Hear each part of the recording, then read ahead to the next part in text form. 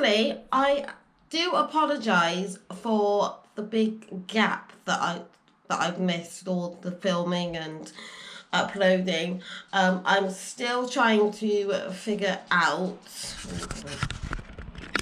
I'm still trying to figure out my schedule and what days are good for posting videos, and I'm just sort of doing it as and when, just so I've got myself sorted. But I'm back now. Hi, how you all doing? I can't believe it's Christmas in a couple of weeks. Like, where did the time go? It is crazy. But this video, I thought it would be really good if I did a driving test chat with you all and tell you how it went and how it's going. So I don't know if you're all aware, but I passed my driving test.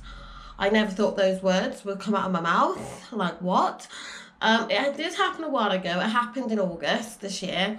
I wanted to film it sooner, but I wanted to have more experience driving on the road, so I can talk to you about that and how to gain confidence after you pass, because it's a whole new ball game when you're completely on your own. You've got nobody in the car, to sort of help you. So firstly, I'll tell you the times, how long it took me to pass. So it took me 3 years. Now, to a lot of people, that is a very long time, but because of my delayed learning and on top of my, my eyesight and stuff, I needed to make sure that I was comfortable, and I was, at the time. Because obviously when I was born, the doctors told me I was born completely blind. So, and when I was 16, I got told I'd never be able to drive. So the fact that I've gone through all the tests when I was 20, I think I was 20, I did all my eye tests and stuff, and they all said that, yeah, you're fit to drive and you can see, and that was the best news in the world. So I did my driving lessons and they were good. I mean, they were challenging, but in general, I did feel confident on the road, and I had some really good driving instructors, which really helps, and they just knew how I worked, and we just found different ways to learn. So that was really helpful. Now, the driving test, yeah.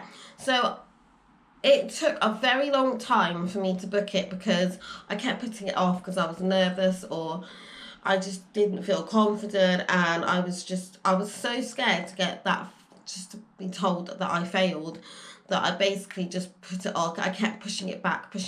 Like, there's a couple of times I've booked it and then I've had to cancel. I wouldn't recommend doing that, but at the time, I genuinely didn't feel like I was ready. So, yeah, that's not good. But in the end, my partner actually said, right, Zoe, I know you're ready. Just book it. Don't cancel it. Just book it. And I was watching loads of YouTube videos of people talking about their driving test experience, just to know what to expect, because I've never done it before.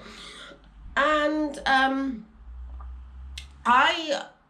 heard somebody say, this was what really got me through. The first test, treat it like a mock test.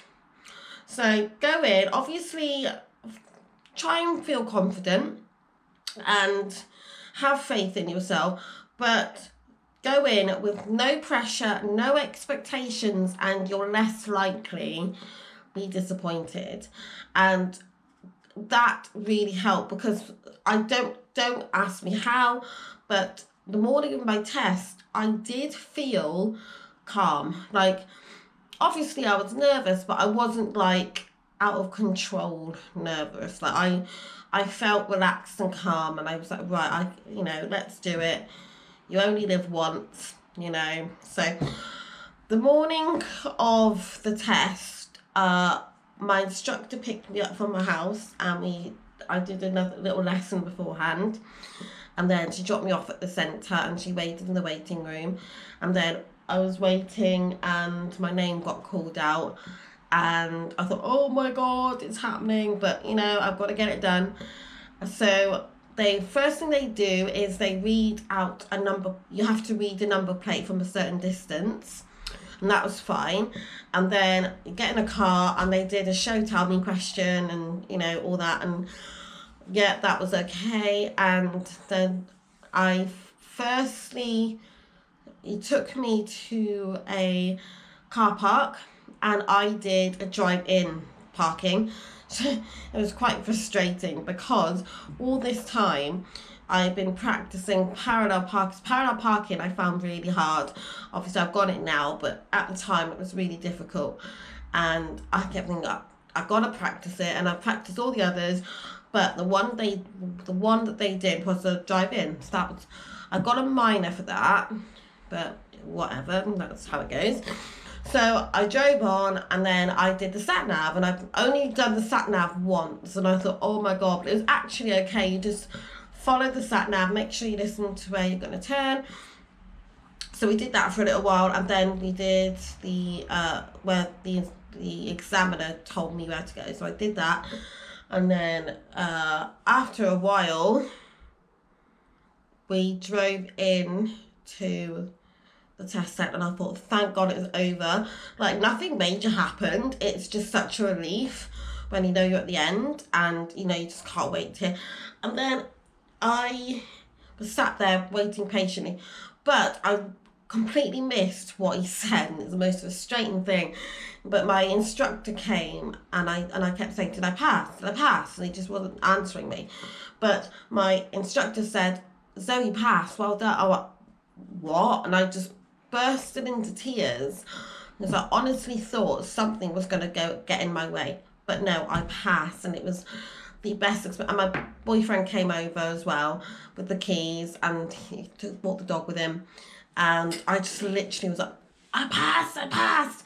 And I just ran out and I cried of happiness. I was so thrilled. I could not believe it. So, where was I? So I literally ran to my car and I ripped off the L plate, and that was like the most amazing feeling. My boyfriend was like, so go out for a drive now in the car. I went, Nick, I've got work in like 2 hours. And he goes, yeah, go out for it. And I said, no, I'm too overwhelmed. You know, I need to let it sink in a bit before I get out in the car. So I rang everybody I knew. I did that for a good hour, and I was like, I passed, and everyone was crying, and it was such a great feeling. Now, that bit was okay. So the next stage is actually gaining confidence on the road. Now, I found this difficult, but I think I've got it now. So what I did the next day was my day off, luckily. So I thought, right, I'm going to take the car out and I'm going to drive. So I drove to my hometown, which is about 50 minutes away from where I live now. So like where my family live, I drove there. And yeah, that was actually fine. It was really good. The first time you sit in the car though on your own is so weird because you don't have anybody telling you what you're doing. You're just sat there like, okay. But it is the best feeling in the entire world. Like, because you just got this whole sense of freedom and independence that you never knew you had before.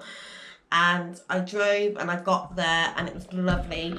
I took my mum out for dinner, for lunch that day, and we were just sat there thinking like, what on earth has just happened?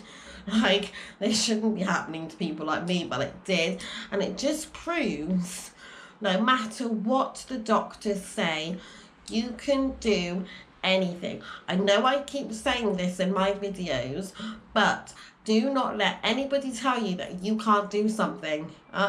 You can do whatever you put your mind to. And so many people have come up to me now and it's like, I've gone to try and see if I can drive. You've inspired me, and it's so lovely. Another girl with my condition is also driving, which you know, that gave me heaps of confidence knowing if she can do it, I can do it. And oh, it was amazing, absolutely amazing.